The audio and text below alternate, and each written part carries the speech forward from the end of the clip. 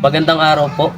Nandito po kami kung saan sa labas ng paaralan at magkakaroon po kami ng interview patungkol sa kukunin namin ng opinion ng ibang tao patungkol sa ano nga ba ang gender at ano nga ba para sa kanila ang gender equality. Let's go!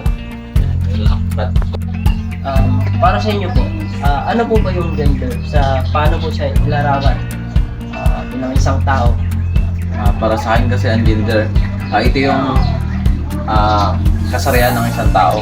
Kumbaga, dito na-determine kung lalaki ka o babae. So, ang pinagkaiba lang naman sa sex is yung sex kasi simula bata ka pa, alam na agad kung ano kasarian mo, male ka ba or female. So, sa gender kasi, nababago ito over the time. Unlike sex na, fixed na ito.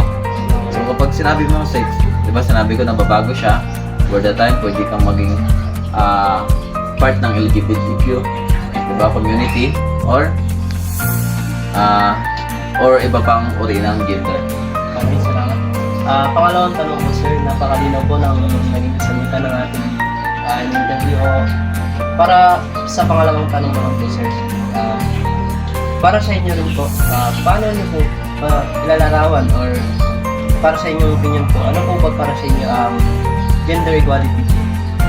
Para sa akin, gender equality, normally yung gender equality talaga, from the word itself, equality, yung pagkakapantay-pantay sa kasarian.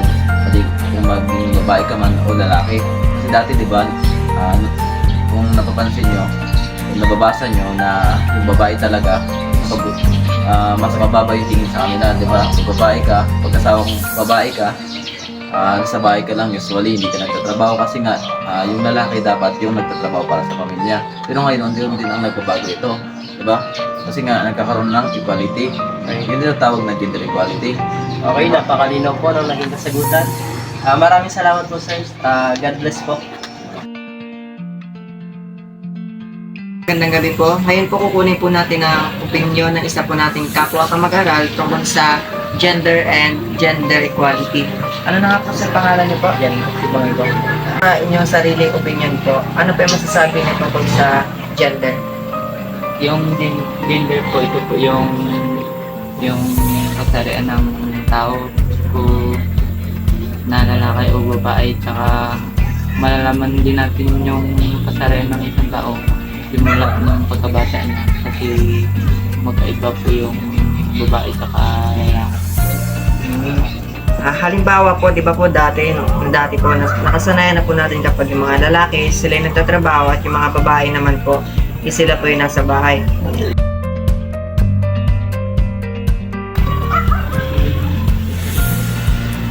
Oo, agree po ako sa gender equality kasi dapat na meron kayong pantay na kunwari na trabaho, ganyan, tapos yung pagtingin sa atin ng tao tulad ng